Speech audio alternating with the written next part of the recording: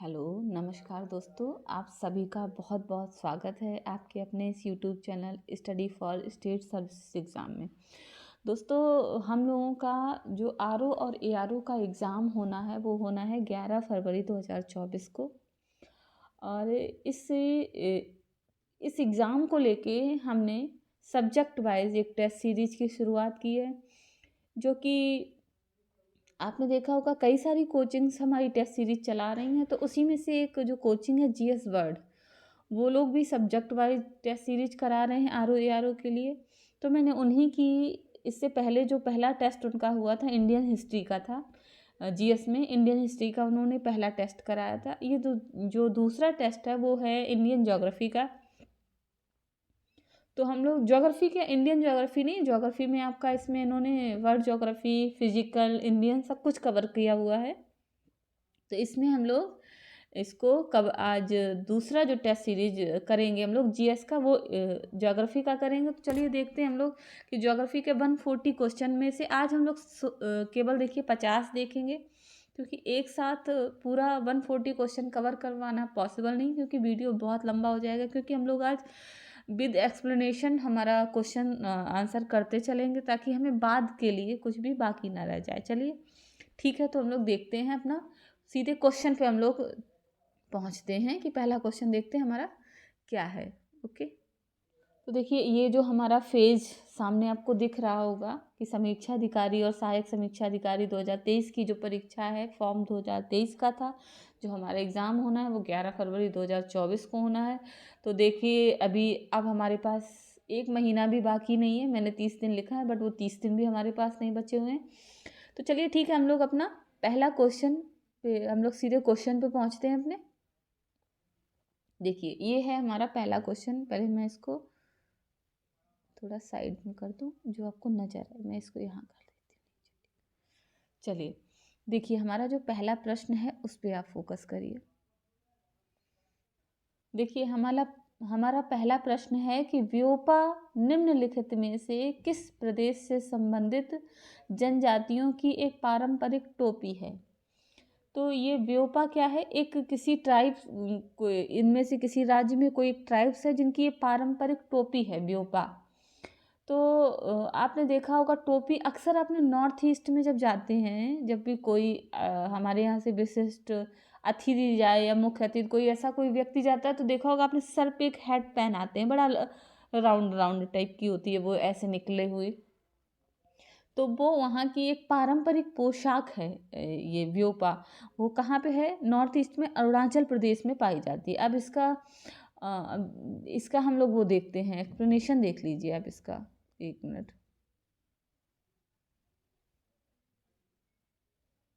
चलिए पहले हम लोग प्रश्न ही कर लेते हैं एक साथ। इस एक पेज के एक साथ एक्सप्लेनेशन देखेंगे, ठीक है, फिर साथ में आपको दिखाते चलेंगे। हमारा नेक्स्ट क्वेश्चन है कि निम्नलिखित में से पिकॉक द्वीप किस नदी पर स्थित है। तो पिकॉक द्वीप जो है ये आपका स्थित है, ये आपका ब्रह्मपुत्र नदी पे, ठीक है। ये असम में है। और आपको पता होगा कि ये जो पिकॉक द्वीप कहें इसको, या इसका एक और नाम है, इसका एक नाम हर हिंदी में एक्चुअली इसको बोलते हैं मयूर द्वीप, ठीक है।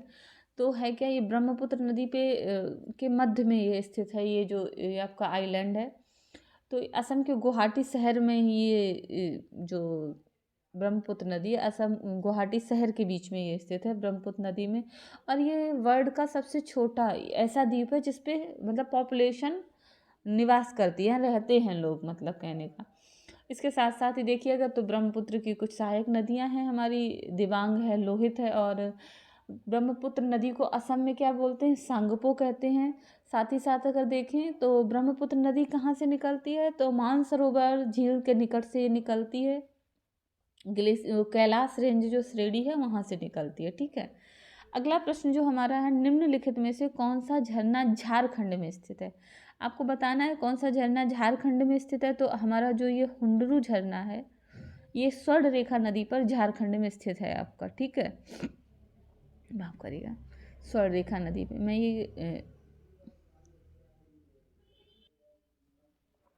स्वर्ण रेखा नदी पर ये आपका स्थित है। स्वर्ण रेखा नदी कहाँ पड़ती है? देखिए ये 5 राज्यों में 4 राज्यों में 3 राज्यों में ये बहती है, ये स्वर्ण रेखा नदी। देखिए उड़ीसा में, पश्चिम बंगाल में और झारखंड में। और निकलती कहाँ से? मोस्टली ये रांची के निकट से इसका उद्गम होता है। इसकी कुछ सहायक नदियाँ हैं, जैसे रोरो है, खरकई है और कांची है, गुइमा है, डुलगा है, इस तरह से। और अगर इसी के साथ साथ देखें तो दूध सागर जो झरना या आप बोलिए जलप्रपात भी इसको बोलते हैं, तो दूध सागर जो है ये गोवा में पड़ता है, ये मांडवी नदी पे। जोग जो है, जोग गोरसप्पा भी इसको बोलते हैं, ये कर्नाटक में आपका शिमोगा जिले में सरवती नदी जो है वहाँ पड़ता है। चूलिया जलप्रपात ये राजस्थान में है आपका, और ये चंबल नदी पे पड़ता है आपकी। ठीक है, इसका भी हम लोग एक्सप्लेनेशन भी देखते चलें। देखिए नेक्स्ट क्वेश्चन देखते हैं। चौथा प्रश्न है हमारा, सरदार सरोवर बांध निम्नलिखित में से किस नदी पर स्थित है? तो सरदार सरोवर बांध जो है वो हमारा नर्मदा नदी, गुजरात में स्थित है, नर्मदा नदी पर। ठीक है, और गुजरात में भी तो एक गांव है, केवड़िया गांव गुजरात का, वहाँ पे पड़ता है। अगर देखें इसका उद्घाटन कब हुआ, मतलब इसका शिलान्यास कब किया गया था? उद्घाटन तो 2017 में हुआ, लेकिन ये कब इसकी शुरुआत कब हुई थी, कब शिलान्यास रखा गया था? तो ये 5 अप्रैल 1961 में, जब जवाहरलाल नेहरू जी के टाइम पे उन्होंने ही इसका शिलान्यास किया था। उद्घाटन 2017 में इसका हुआ है नरेंद्र मोदी द्वारा।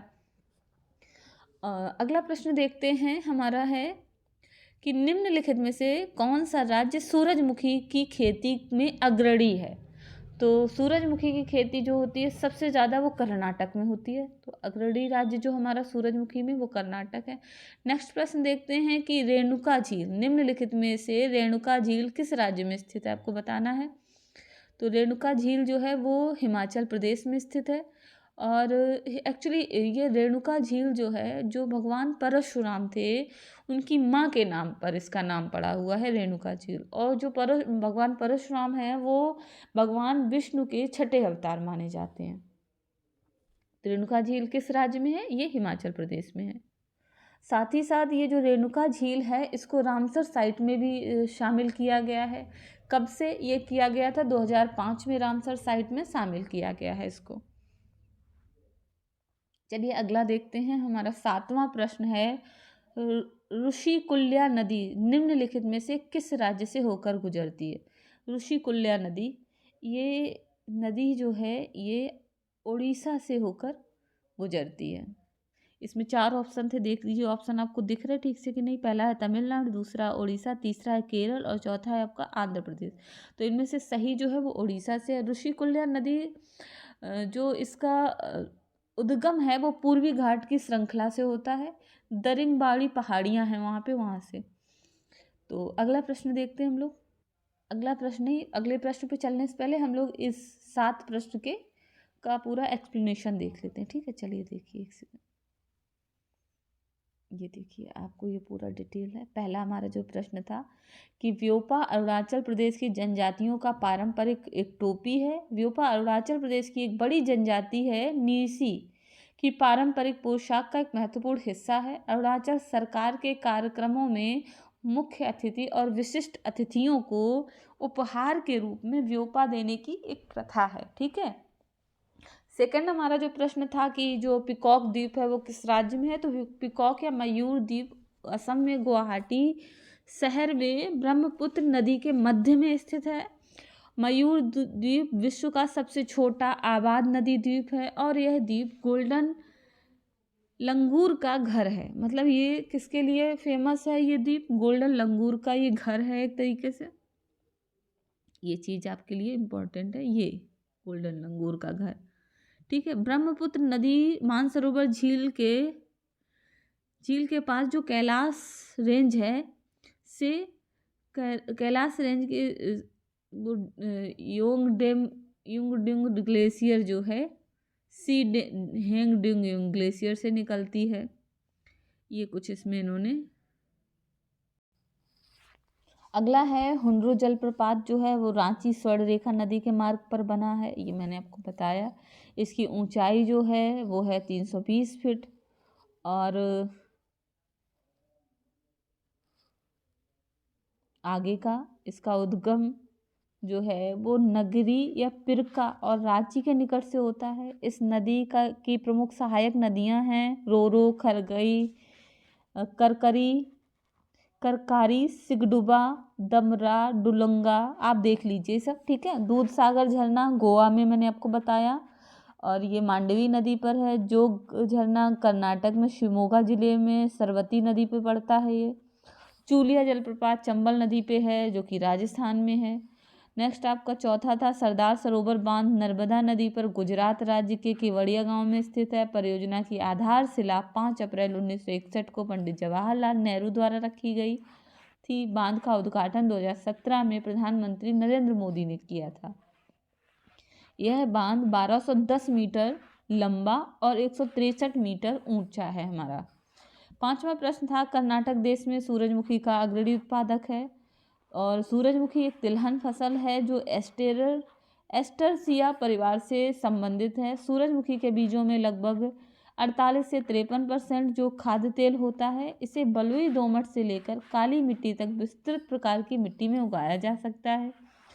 मिट्टी अच्छी जल निकासी वाली और उपजाऊ होनी चाहिए। यह फसल थोड़ी क्षारीय मिट्टी को भी सहन कर सकती है। और ये देखिए इसका एक्चुअली एरिया दिखाया जा रहा है कि कितने एरिया में ये उत्पादन होता है यहाँ पे कर्नाटक में, ठीक है।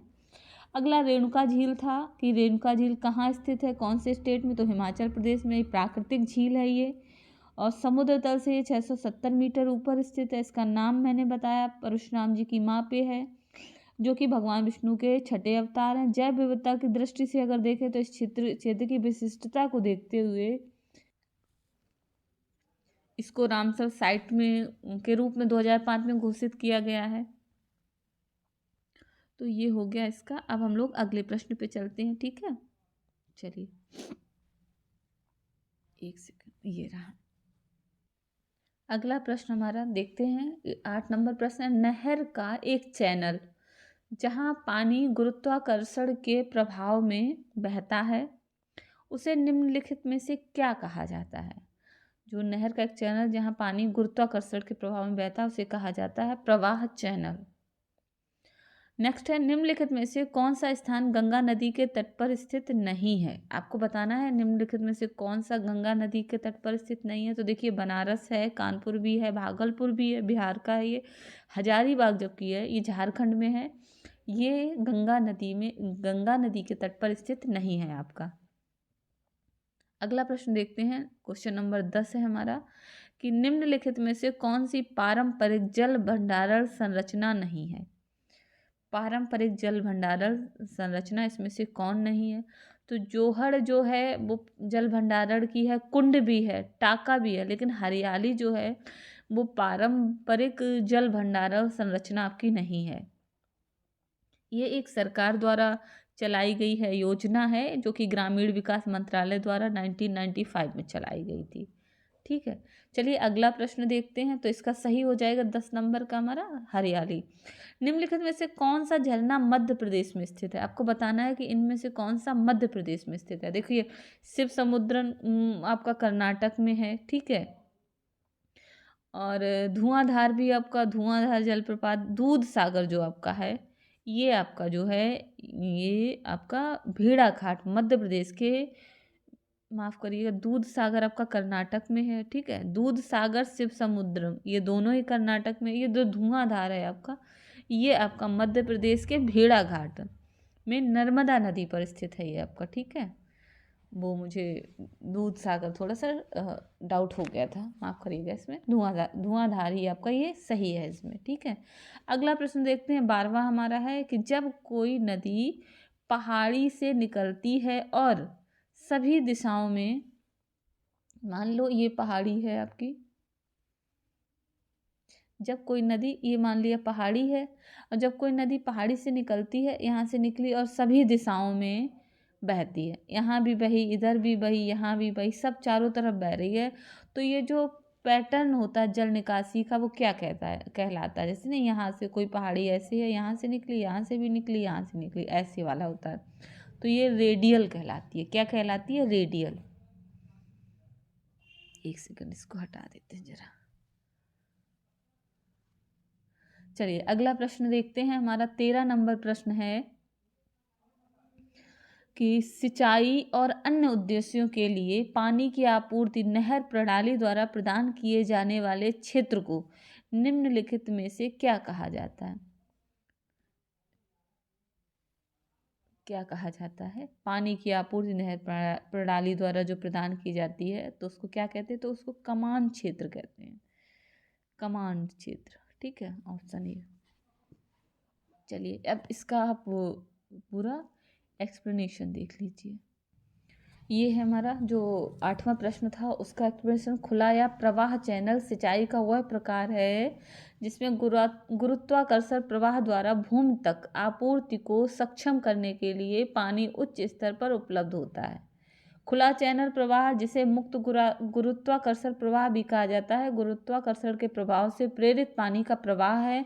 खुले चैनल प्रवाह के उदाहरण में नहर, देखिए खुले चैनल प्रवाह के उदाहरण कौन कौन से हैं? नहर है, नदी आदि, ये सब शामिल होते हैं। हालांकि खुले चैनल प्रवाह में गुरुत्वाकर्षण के प्रभाव में आधे बंद पाइप प्रवाह और वायुमंडलीय दबाव पर भी प्रवाह भी शामिल है इसमें। ठीक है, प्रवाह भी शामिल है। हजारीबाग का शाब्दिक अर्थ हजारों बगीचों का जो शहर है उसे कहते हैं। हजारीबाग जिला जो है वो छोटा नागपुर पठार का एक हिस्सा है। इस जिले के 3 प्राकृतिक विभाग हैं, मध्यम पठार, निचला पठार और दामोदर घाटी। जिला मुख्यालय मध्यम पठार का एक भाग है और दामोदर नदी की सहायक नदी कोनार इस शहर से होकर गुजरती है, हजारीबाग से होकर। ठीक है, दामोदर नदी की सहायक नदी कोनार इस शहर से होकर गुजरती है। हजारीबाग का कुल क्षेत्रफल 4313 वर्ग किलोमीटर है। हजारीबाग के कुछ प्रसिद्ध स्थान हैं कैनरी हिल, हजारीबाग राष्ट्रीय उद्यान, बरसो पानी गुफा, कोनार बांध और चडवा बांध आदि। नेक्स्ट क्वेश्चन का एक्सप्लेनेशन है 10th नंबर का, कि जो हरियाली योजना का आपको मैंने अभी बताया था जो प्रश्न, वो कि 1995 में अपनाई गई हरियाली योजना ग्रामीण विकास मंत्रालय द्वारा सरकार से वित्तीय और तकनीकी सहायता के साथ वाटरशेड के आधार पर क्षेत्र विकास कार्यक्रम शुरू करने के लिए पंचायती राज संस्थानों के माध्यम से ग्राम समुदाय को सशक्त बनाने के लिए शुरू की गई थी। इस पहल के तहत सभी चल रहे क्षेत्र विकास कार्यक्रमों जैसे एकीकृत बंजर भूमि विकास कार्यक्रम जो IWDP, ये ज्योग्राफी में बहुत इंपॉर्टेंट प्रोजेक्ट है, IWDP।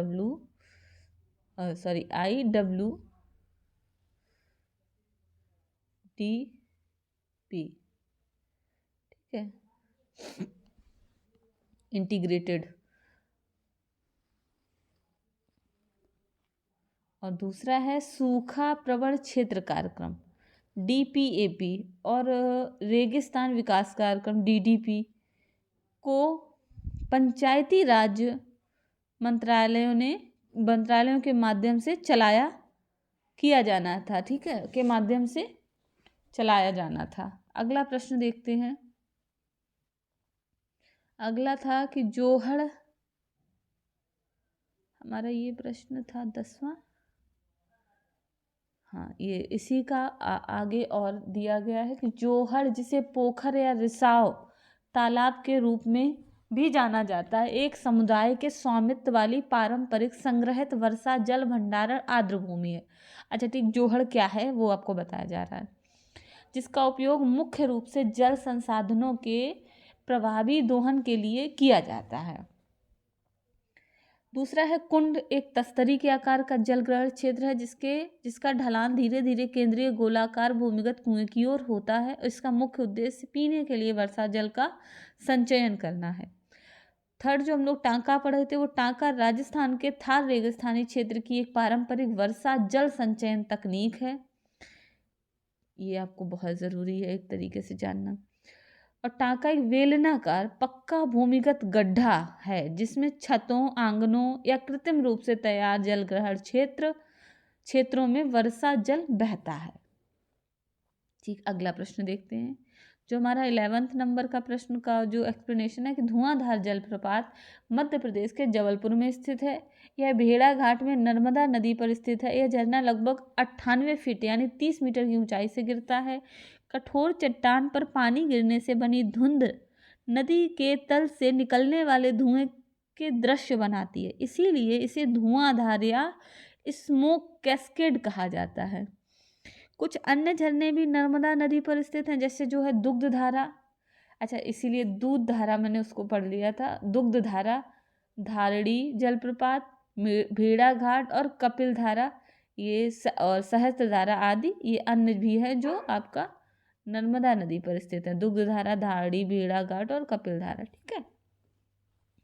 अब जो था शिव समुद्रम वाला आपका, वो कर्नाटक के चामराजनगर जिले में स्थित है, कावेरी नदी पर। दूध सागर जो था वो है गोवा में, मांडोवी नदी पर स्थित है। ये 4 स्तरीय झरना है। ठीक है, ये हम लोगों ने अभी इससे पहले क्वेश्चन में एक में देखा भी था। नेक्स्ट था कि जब कोई नदी किसी पहाड़ से निकलती है और सभी दिशाओं में बहती है तो जल निकासी का ये जो पैटर्न होता है उसको रेडियल कहा जाता है।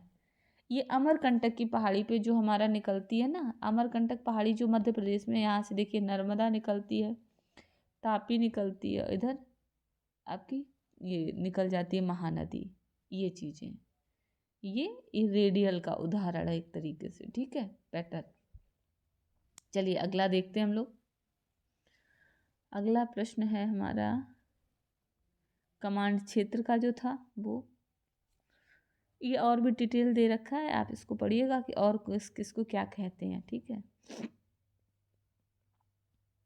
कमांड क्षेत्र का अर्थ है कि वो सभी भूमि जो किसी सिंचाई प्रणाली या योजना के सिंचित कमांड के तहत खेती के लिए उपयुक्त है। कमांड क्षेत्र के 3 प्रकार होते हैं जो ये तो समझ ही नहीं आ रहा इसमें क्या लिखा हुआ है इन्होंने। चलिए ठीक है, आगे बढ़ते हैं हम लोग। इसको आप इसकी PDF देंगे तो ठीक से आप देखिएगा इसको। अगला देखते हैं प्रश्न। चलिए नेक्स्ट क्वेश्चन देखते हैं हम लोग 14 नंबर कि भारत में जय हिंद ब्रिज कहाँ पर स्थित है। अब हम लोग पहले देखिए फटाफट पहले क्वेश्चन सारे सॉल्व कर लेते हैं, फिर एक्सप्लेनेशन देखेंगे। ठीक है, और हम इसमें टाइम नहीं लगाएंगे, जब क्वेश्चन में फटाफट बस आंसर बताते चल रहे हैं। तो कहाँ पर स्थित है जय हिंद ब्रिज, वो है आपका कोलकाता में स्थित है। निम्नलिखित में से कौन सी नदी गुजरात राज्य में अरब सागर के कैम्बे की खाड़ी में गिरती है। अरब सागर मतलब ये ऐसे है, तो ये हमारा पश्चिमी तट यानी वेस्ट है, ये हमारा ईस्ट है। तो हमारा अरब सागर कहाँ, ये हमारा अरब सागर है वेस्ट में, ये हमारा बे ऑफ बंगाल है। ठीक है, तो आपको इधर बताना है कि कौन सी नदी जो है वो अरब सागर के कैम्बे खाड़ी में गिरती है। ऐसे जो ये ऐसे करके जो इधर कैम्बे की खाड़ी में कौन सी नदी आपकी गिरती है, आपको बताना है। तो ये जो गिरती है वो है हमारा ताप्ती नदी। ठीक है, 15 का C। कोलेरू झील निम्नलिखित में से किस राज्य में है। कोलेरू आपका आंध्र प्रदेश में है। निम्नलिखित में से किस भारतीय राज्य में कुचिकुल झरना स्थित है। कुचिकल झरना हमारा कहाँ स्थित है, वो स्थित है कर्नाटक में। नेक्स्ट क्वेश्चन देखते हैं 18 नंबर। गंगा नदी बिहार राज्य को निम्नलिखित में से कितने भागों में विभाजित करती है। बिहार राज्य को कितने भागों में विभाजित करती है गंगा नदी, 2 ही भागों में तो विभाजित करती है। ठीक है, एक समझो ये अगर बिहार है ये, तो गंगा नदी ऐसे निकल के जाती है, तो ये एक ऊपर विभाजित कर देती है, एक नीचे विभाजित, 2 भागों में इसको विभाजित कर देती है। नेक्स्ट है इरला, वारना और डिंडी निम्नलिखित में से किस नदी प्रणाली की सहायक नदियां हैं। आपको बताना है किस नदी प्रणाली की सहायक नदियां। इरला, वरना, डिंडी, ये हैं कृष्णा की सहायक नदियां। नेक्स्ट क्वेश्चन है निम्नलिखित में से ब्रह्मपुत्र नदी का उद्गम कहाँ से होता है। तो ब्रह्मपुत्र नदी का मैंने भी बताया था आपको, मानसरोवर झील के पास से। चेमायुंगडुंग ग्लेशियर जो था वो उसमें कुछ अलग तरह से लिखा था, ये D ऑप्शन है इसका सही, ये चेमायुंगडुंग ग्लेशियर। ठीक है, ये सही है। चलिए इसी के साथ अब इसका एक्सप्लेनेशन आप फटाफट देख लीजिए और आगे बढ़ते हैं। हमने आज अभी यहाँ से देखा है 14 नंबर क्वेश्चन से हमने यहाँ देखा, ये देखिए आप। तो 14 नंबर देखिए, मुख्यमंत्री ममता बनर्जी सुभाष चंद्र बोस की 125वीं जयंती मनाने के लिए कोलकाता में नवनिर्मित, और इसको मैं थोड़ा जूम कर देती हूँ आपको सही से दिखाई पड़े। देखिए, नवनिर्मित माझेर हाट पुल का नाम कब रखा गया, 125वीं जयंती थी सुभाष चंद्र बोस की। कोलकाता में नवनिर्मित जो माझेर हाट पुल है उसका नाम जय हिंद पुल रखा गया। नया पुल जो सितंबर 2018 में ढह गए पुराने पुल के स्थान पर बनाया गया है। यह पुल धमनी डायमंड हार्बर रोड पर शहर के मध्य भाग को बेहाला और उससे आगे के दक्षिण पश्चिमी उपनगरों से जोड़ता है। ठीक है। 15 नंबर क्वेश्चन जो था, खंबात की खाड़ी जिसे कैम्बे की खाड़ी के नाम से जाना जाता है। कैम्बे की खाड़ी को ही खंबात की खाड़ी, यही जो थी आपकी ये ऐसे करके जो आता है, ये जो है आपकी खंबात की खाड़ी। ठीक है, इसी को कैम्बे की खाड़ी के नाम से जानते हैं। ये देखिए हमारा गुजरात का पोर्शन, ये महाराष्ट्र, तो यहीं से ताप्ती नदी यहाँ पे गिरती है। नर्मदा भी गिरती है, ताप्ती भी गिरती है। ठीक है, आगे देखते हैं। जाना जाता है भारत के अरब सागर तट पर एक खाड़ी है जो गुजरात राज्य की सीमा से लगती है। जो खाड़ी में साबरमती, माही, नर्मदा और ताप्ती सहित कई नदियां मिलती हैं। ताप्ती का उद्गम स्थल मध्य प्रदेश के बैतूल जिले के मुल्ताई आरक्षित वन के पास से होता है। उकाई बांध जो है वो तापी नदी पर बनाया गया है। इसकी लंबाई 724 किलोमीटर है। यह नदी भ्रंश घाटी में बहती है। ठीक है, ताप्ती नदी भ्रंश घाटी में बहती है। नेक्स्ट क्वेश्चन है हमारा, नेक्स्ट एक्सप्लेनेशन हमारा क्वेश्चन नंबर 16 का। कोलेरू झील भारत की सबसे बड़ी मीठे पानी की झील है जो आंध्र प्रदेश में स्थित है। हम लोग पढ़ रहे थे, झीलों में से एक आंध्र प्रदेश में स्थित है। कोलेरू जो है कृष्णा और गोदावरी डेल्टा के बीच स्थित है। ये देखिए ऐसे भी मैंने अभी जो बनाया था, ऐसे करके जो ये जाता है, ये यहाँ पे ही, ये यहाँ से देखिए ये कृष्णा जाती है, ये गोदावरी जाती है, और यहीं पे बीच में ये जो है ये चीज़ आंध्र प्रदेश और आपका ये कृष्णा और गोदावरी जो है आगे जाके समझो एक तरह से बहुत कम स्पेस जो बीच का है वो डेल्टा है इनका दोनों का। इन दोनों नदियों के लिए प्राकृतिक बाढ़ जो झील जो है, झील इन दोनों नदियों के लिए प्राकृतिक बाढ़ संतुलन जलाशय के रूप में कार्य करती है। प्रवासी पक्षियों के लिए आवास के रूप में भी कार्य करती है। और ये कोलेरू झील को भी 2002 में अंतर्राष्ट्रीय रामसर कन्वेंशन के तहत इसे अंतर्राष्ट्रीय महत्व की आर्द्रभूमि के रूप में नामित किया गया था। चलिए अगला प्रश्न जो है, कुचिकुल झरने को कुचिकल अम्बे भी कहा जाता है। यह भारत का सबसे बड़ा झरना है और यह झरना कहाँ है? कर्नाटक के शिवमोगा जिले के होसानगर तालुक के अंतर्गत मस्थीकट्टे हुलिकल के पास स्थित है। झरना बरही नदी द्वारा निर्मित है। झरने की ऊंचाई लगभग 455 मीटर है। बाराही नदी भारत के कर्नाटक राज्य में स्थित एक तटीय नदी है। अधिक विशेष रूप से यह कर्नाटक में पश्चिमी घाट से होकर बहती है। अगला प्रश्न जो था हमारा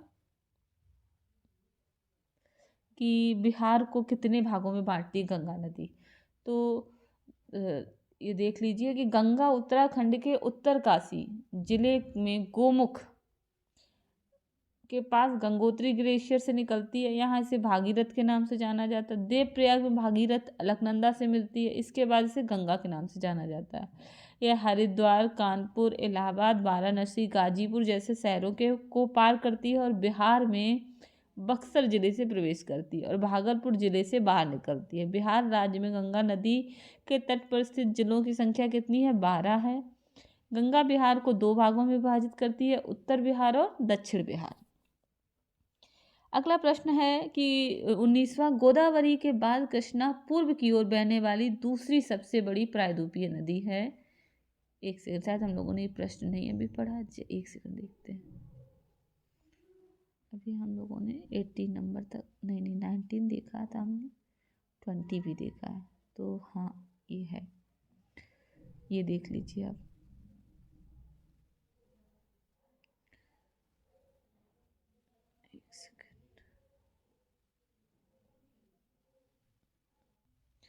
तो 19 नंबर में गोदावरी के बाद कृष्णा पूर्व की ओर बहने वाली दूसरी सबसे बड़ी प्रायद्वीपीय नदी है जो सह्याद्री जो सह्याद्री में महाबलेश्वर के पास से निकलती, इसकी कुल लंबाई 1401 किलोमीटर है, 1401 किलोमीटर। कृष्णा के कुल जलग्रहण क्षेत्र का 27% महाराष्ट्र, 44% कर्नाटक और 29% आंध्र प्रदेश और तेलंगाना में स्थित है। कृष्णा नदी प्रणाली की सहायक नदियां हैं घाटप्रभा, मालप्रभा, भीमा, तुंगभद्रा, मुसी, पंचगंगा, वरना, डिंडी और एरला, अलमाटी बांध, श्रीशैलम बांध और नागार्जुन सागर बांध और प्रकाशम बैराज कृष्णा नदी पर बने कुछ प्रमुख बांध हैं ये आपके। अगला प्रश्न है हमारा 20 नंबर कि ब्रह्मपुत्र नदी का उद्गम जो है वो मानसरोवर झील के निकट कैलाश श्रेणी के चेमायुंगडोंग ग्लेशियर से होता है, तिब्बत में, जहाँ इसे सांगपो के नाम से जाना जाता है, जहाँ सांगपो का अर्थ होता है शुद्ध करने वाला। ठीक है। अरुणाचल प्रदेश में ब्रह्मपुत्र नदी को दिहांग के नाम से जाना जाता है। दक्षिण पश्चिम की ओर बहते हुए इसे अपनी मुख्य बाएं किनारे की सहायक नदियां मिलती हैं, जैसे दिबांग, सिकांग, लोहित। बाद में इसे ब्रह्मपुत्र के नाम से जाना जाता है। नेक्स्ट क्वेश्चन, चलिए पहले क्वेश्चन देखते हैं फिर हम लोग एक्सप्लेनेशन देखते हैं। चलिए अगले प्रश्न में चलते हैं। अगला प्रश्न देखते हैं 21 नंबर कि गिरि नदी निम्नलिखित में से किसकी एक महत्वपूर्ण सहायक नदी है। आपको बतानी है कि गिरि जो नदी है वो किसकी सहायक नदी है। तो गिरि नदी यमुना की सहायक नदी है, यमुना। ठीक है। 21 का बी, निम्नलिखित में से कौन सा भारतीय शहर पिछोला झील के तट पर स्थित है। तो ये स्थित है आपका उदयपुर, राजस्थान में। ठीक है, पिछोला झील। अंचार झील निम्नलिखित में से किस राज्य में स्थित है। तो अंचार झील आपकी स्थित है जम्मू और कश्मीर में। नेक्स्ट क्वेश्चन है हमारा, उड़ीसा में वेद व्यास नामक स्थान पर शंख नदी और दक्षिण कोयल नदी के संगम से बनी नदी का क्या नाम है। उड़ीसा में वेद व्यास नामक स्थान पर शंख नदी और दक्षिण कोयल, दो नदियों से मिलकर संगम पर एक नदी बनी, उसका नाम है ब्राह्मणी नदी। ठीक है। नेक्स्ट क्वेश्चन है 25 नंबर, एक सेकंड, हाँ 25 देखते हैं कि निम्नलिखित में से तपोवन विष्णुगाड़ जल विद्युत परियोजना स्थित है।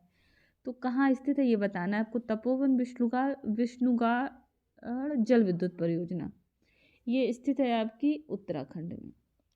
अगला प्रश्न है, निम्नलिखित में से कौन सी ब्रह्मपुत्र नदी की सहायक नदी है जो भूटान से होकर बहती है। भूटान से होकर कौन सी नदी है जो ब्रह्मपुत्र की सहायक नदी है जो भूटान से होकर बहती है। वो है आपकी वांगछू नदी। सॉरी।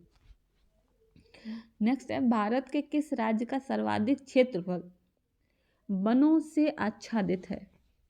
तो ये है आपका केरल, महाराष्ट्र, उत्तर प्रदेश, मध्य प्रदेश। तो आपका डी ऑप्शन मध्य प्रदेश। ठीक है। चलिए अगला प्रश्न देखते हैं। 28 नंबर, निम्नलिखित में से कौन सी रेखा कनाडा और संयुक्त राज्य अमेरिका के बीच सीमा का निर्धारण करती है। कनाडा और संयुक्त राज्य अमेरिका के बीच जो है वो है मेडिसन लाइन। ठीक है, मेडिसन लाइन। नेक्स्ट है, निम्नलिखित में से किसे सोने का रेशा कहा जाता है। सोने का रेशा किसे कहा जाता है। वो कहा जाता है जूट को। ठीक है, option B 29, option B is right. Next है हमारा 30 नंबर कि निम्नलिखित युग्मों में से कौन सा सही सुमेलित नहीं है। तो कौन सा सही सुमेलित नहीं है आपको बताना है। चचाई जलप्रपात बिहार नदी पे है। ठीक है। बुंडाला जलप्रपात बुंडाला नदी पे, हुंडरू स्वर्ण रेखा पे। हमारा लोड जलप्रपात जो है बेती नदी पर नहीं है, ये हमारा पड़ता है बुद्धा नदी पर, झारखंड में। ठीक है। अगला देखते हैं, निम्नलिखित में से कौन सा कथन सही नहीं है। इसमें भी कहा जा रहा कौन सा सही नहीं है आपको बताना है। काली मिट्टी को स्थानीय भाषा में रेगुर कहा जाता है, ये तो सही है। क्रेप्स के अनुसार रेगुर मिट्टी मूलतः एक परिपक्व मिट्टी है, बिल्कुल सही है। काली मिट्टी में नमी धारण करने की उच्च क्षमता होती है, राइट है। काली मिट्टी हिमालय क्षेत्र में पाई जाती है, यही हमारा सही नहीं है, यही आपका सही आंसर हो जाएगा, ये गलत है एक्चुअली। अगला प्रश्न है हमारा कि निम्नलिखित में से विश्व में केले का सबसे बड़ा उत्पादक कौन सा है। कौन है आपका सबसे बड़ा उत्पादक देश विश्व में केले का? तो भारत सबसे बड़ा केले का उत्पादक देश है विश्व में। नेक्स्ट देखते हैं कि निम्नलिखित युग्मों में से कौन सा सही सुमेलित है। आपको सही सुमेलित बताना है किस में से है। कौन कौन पूछा जा रहा है? ओरोविले बांध, फेदर नदी, और ये तो सही है आपका। ओरोविलो बांध फेदर नदी पे सही है ये आपका। हुबर बांध कोलोराडो नदी पे, ये भी सही है आपका। फिर ये प्रश्न थोड़ा सा सही से नज़र नहीं आ रहा है, इसका सी ऑप्शन जो है ये गलत है। बाकी मुझे ये दिख नहीं रहा ठीक से, क्योंकि ये दोनों तो ठीक हैं और मुझे डी भी नहीं सही से नज़र आ रहा। चलिए इसको छोड़ देते हैं, आगे अगला क्वेश्चन देखते हैं हम लोग। चलिए साथ साथ एक्सप्लेनेशन भी देखते चलते हैं। 23 का देखिए, श्रीनगर में पहाड़ों के बीच स्थित आंचर झील अपने आसपास के क्षेत्र में अवैध निर्माण, अतिक्रमण और प्रदूषण के कारण मृत झील बनने की कगार पर है। यह झील कभी आमिर खान नाला चैनल के माध्यम से प्रसिद्ध डल झील से जुड़ी हुई थी। श्रीनगर जम्मू और कश्मीर का सबसे बड़ा शहर और ग्रीष्मकालीन राजधानी है। यह झेलम नदी के तट पर स्थित है। सम्राट अशोक ने 3वीं शताब्दी ईसा पूर्व में श्रीनगर शहर की स्थापना की थी। 24 नंबर पे था कि ब्राह्मणी नदी झारखंड के रांची जिले में नगरी गांव के पास से निकलती है। आप ऐसा करिएगा, इसको देख लीजिएगा इन सबको। मैंने आपको देखिए आंसर बता दिया है इन सब का। मैं इसको छोटा कर रही हूँ, आप इसको स्क्रीनशॉट ले लीजिएगा, ठीक है, ये आराम से, और इसको आप देख लीजिएगा। हम लोग आगे बढ़ते हैं, इसको भी ले लीजिए। और फिर मैंने आगे जो पढ़ाया था वो भी इसी में शामिल है। मैंने आपको पढ़ा दिया है आई थिंक 28 तक, 34 तक मैंने आपको पढ़ा दिया। 32 तक देखते हैं भी कहाँ तक पढ़ा है, आगे देखते हैं। एक सेकंड, देखिए मैंने आपको यहाँ 33 तक कंप्लीट करा दिया है, ठीक है। और आप इसका भी स्क्रीनशॉट ले लीजिए, ये ले लीजिए इसका, यहाँ यही है वो मैंने आपको ये आपका स्क्रीनशॉट इसी का ही। चलिए ठीक है, अब हम लोग अगले प्रश्न 34 नंबर पे चलते हैं। आगे देखिए अगला प्रश्न देखिए 34। निम्नलिखित में से किस नदी का नाम 1990 के जल विवाद न्यायाधिकरण के साथ जुड़ा, जिसका उद्देश्य कर्नाटक और तमिलनाडु के बीच जल बंटवारे के पुराने मुद्दे को हल करना था। तो बहुत ही ये विवादित रहा है ये मामला।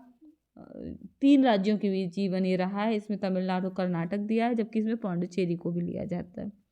तो ये रहा है हमारा आपका जो ये कावेरी नदी है, क्योंकि देखिए गोदावरी हमारी महाराष्ट्र में है, कोसी भी अलग है, कृष्णा भी महाराष्ट्र में है, तो ये कावेरी इसे तमिलनाडु और कर्नाटक में पड़ती है आपकी। अगला प्रश्न है, निम्नलिखित में से ये डी हो गया। निम्नलिखित में से कौन विश्व का सबसे बड़ा मैंग्रोव वन है? तो सुंदरवन सबसे बड़ा मैंग्रोव वन है हमारा, ठीक है। अगला है कि निम्नलिखित में से संकोश नदी किसकी सीमा बनाती है? संकोश ये नदी जो है ये आपके किसकी सीमा बनाती है, आपको बताना है। ये बनाती है असम और पश्चिम बंगाल की सीमा। ये ब्रह्मपुत्र की ही सहायक नदी है। ये जब ब्रह्मपुत्र नदी बंगाल की खाड़ी में गिरती है तब ये मिलती है आके वहाँ पे संकोश नदी, और ये भूटान से आती है ये नदी भी संकोश। ये असम और पश्चिम बंगाल की सीमा बनाती है आपकी। नेक्स्ट क्वेश्चन देखते हैं कि मुंबई की मीठी नदी निम्नलिखित में से किस झील से निकलती है? मुंबई की मीठी नदी तो ये निकलती है आपकी बिहार झील से, बिहार झील, ठीक है। अलकनंदा और भागीरथी नदियों का संगम कहाँ पर स्थित है? ये अभी एक क्वेश्चन हम लोगों ने पढ़ा है, उसमें निकला अभी देवप्रयाग में। भारत की कौन सी नदी मैदानी भाग में नारायणी के नाम से जानी जाती है? तो ये गंडक नदी है जो नारायणी के नाम से जानी जाती है। और ये एक्चुअली नेपाल से आती है, भारत में प्रवेश जो करती है नेपाल से, बिहार से ये अंदर प्रवेश करती है। चलिए अगला प्रश्न देखते हैं। अगला प्रश्न है 40 नंबर। निम्नलिखित में से झेलम नदी का प्राचीन नाम क्या था? झेलम नदी का प्राचीन नाम था बितस्ता। ये हम लोगों ने देखिए हिस्ट्री में भी पढ़ा है। ये जो दसराज युद्ध हुआ था उसमें इस नदी का जिक्र आया था, बेतस्ता, ठीक है, हाइडेस बीच बेतस्ता। आगे देखिए पोंग बांध निम्नलिखित में से किस नदी पर बनाया गया है? तो पोंग जो है वो व्यास नदी पर बनाया गया है। पोंगना व्यास नदी पंजाब में है ये। निम्नलिखित में से कौन सी प्रायद्वीपीय पठार की सबसे लंबी नदी है? प्रायद्वीपीय पठार की नदी पूछ रहा, सबसे लंबी नदी पूरे भारत की नहीं, प्रायद्वीपीय पठार की सबसे लंबी नदी आपको बतानी है तो वो है आपकी गोदावरी, जो प्रायद्वीपीय पठार की सबसे लंबी नदी है। निम्नलिखित में से किस नदी के मुहाने पर भारत का सबसे बड़ा मुहाना स्थित है? किस नदी के मुहाने पर भारत का सबसे बड़ा मुहाना स्थित है? तो ये है हुगली नदी। नेक्स्ट क्वेश्चन देखते हैं। निम्नलिखित में से कौन सी नदी पूर्व से पश्चिम की ओर बहती है? पूर्व से इधर बहती है, आपको बताना है। ये है ऐसे, तो यहाँ से इधर की ओर बहती है। तो पूर्व से पश्चिम की ओर कौन सी नदी बहती है? बताइए आप इसको फटाफट।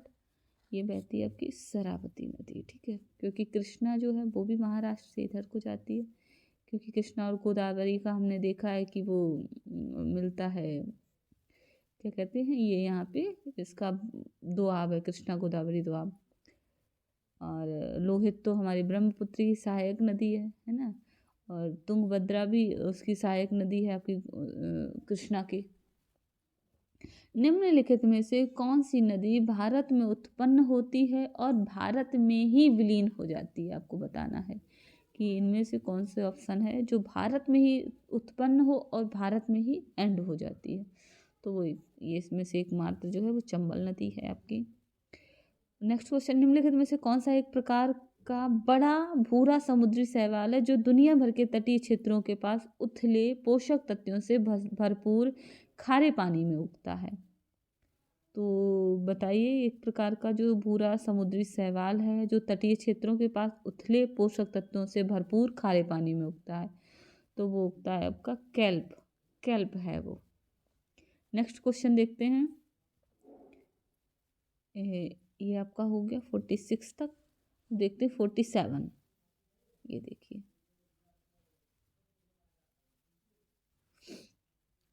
निम्नलिखित में से कौन सा पर्वत टेक्टोनिक प्लेट के संपीड़न से बना है जिससे पृथ्वी की पपड़ी पर बड़ी तह जैसी संरचनाओं का निर्माण होता है? कौन सा पर्वत है जो संपीड़न, ऐसे ऐसे ऐसे ऐसे ऐसे जो तह नहीं, जैसे हम लोग किसी चद्दर को जब समेटे हैं, जैसे मान लो ये चद्दर फैला हुआ है और अचानक से ऐसे और इधर से करें तो ये ऐसे हो जाएगा ना, ऐसे ऐसे ऐसे ऐसे ऐसे वाला, तो वो संपीड़न कहलाता है आपका।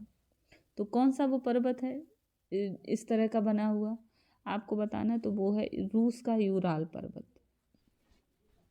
गंगा का मैदान किन दो नदियों के बीच फैला हुआ है? गंगा का मैदान किन दो नदियों के बीच फैला हुआ है? तो वो है घग्गर और तीस्ता नदी के बीच। अगला प्रश्न देखते हैं, हमारा है 49 नंबर प्रश्न। दक्कन पठार के पूर्वी और दक्षिणी भाग में कम वर्षा वाले क्षेत्रों में क्रिस्टलीय आग्नेय चट्टानों पर निम्नलिखित में से किस प्रकार की मिट्टी विकसित होती है? तो लाल मिट्टी विकसित होती है। दक्कन पठार के पूरब और दक्षिण, ये जैसे दक्कन का पठार हमारा पड़ता है, ये हमारा ये हो क्या, ये यहाँ है दक्कन का पठार, सॉरी ये है आपका दक्कन का पठार, ये ठीक है। यहाँ का ये रहा हमारा पूर्वी क्षेत्र और ये रहा हमारा दक्षिणी भाग में वर्षा वाले क्षेत्रों में क्रिस्टलीय आग्नेय चट्टानों पर, ये सब चट्टानें जो, क्योंकि ये किससे बनी हुई है, ये ज्वालामुखी के लावा की बनी हुई है चट्टान है, तो किस प्रकार की मिट्टी विकसित होगी यहाँ पे? तो जाहिर सी बात है जो लावा की मिट्टी होगी वो लाल मिट्टी होगी। निम्नलिखित अगला प्रश्न, अगला और अंतिम प्रश्न है हमारे आज का भी ये। निम्नलिखित में से केन नदी मध्य भारत के किस राज्य से होकर बहती है? केन नदी सॉरी, केन नदी जो है वो सहायक नदी भी आपको बतानी है किसकी है और कहाँ बहती है। ये बहती है उत्तर प्रदेश में। अब हम इस सबकी आपको पीडीएफ, आप इसका स्क्रीनशॉट ले लीजिए और इसको पढ़ लीजिएगा, ठीक है। चलिए आपको इसका आप ये देखिए, हम आपको इसको जूम कर दे रहे, इसकी भी आप पीडीएफ ले लीजिए इसको, स्क्रीनशॉट ले लीजिए आप इसका, ठीक है। और एक और अभी आपकी बाकी है, वो ले लीजिए आप, इसका भी ले लीजिए अभी, ठीक है। चलिए ठीक है, इसी के साथ ये आज का वीडियो हमारा यहीं समाप्त होता है। और अगला वीडियो फिर से 50 क्वेश्चन और लेके हम लोग ज्योग्राफी के ये भी आगे, क्योंकि पूरा 140 क्वेश्चन है जीएस के इसमें, जिसमें से थोड़े से इसमें करंट अफेयर्स के भी क्वेश्चन है, थोड़ा से रीजनिंग भी है, थोड़ा मैथ है, तो टोटल मिला के 140 क्वेश्चन है। तो अगले 50 क्वेश्चन हम लोग अगले वीडियो में लाएंगे, फिर उसके बाद बचे हुए क्वेश्चन लाएंगे। तो फिर एक साथ पहले क्वेश्चन सारे करा देंगे और आपको ये पीडीएफ जो एक्सप्लेनेशन की है वो एक साथ अगले वीडियो में आपको दे देंगे, ठीक है। चलिए धन्यवाद, बहुत बहुत आप लोगों का शुक्रिया कि आपने देखा। और प्लीज़ अगर आपको पसंद आया हो मेरा ये प्रयास तो प्लीज़ कमेंट्स करके ज़रूर बताइएगा। बाकी आपको अच्छा लगा हो तो प्लीज़ सब्सक्राइब कर लीजिएगा चैनल को और लाइक कीजिएगा। Thank you.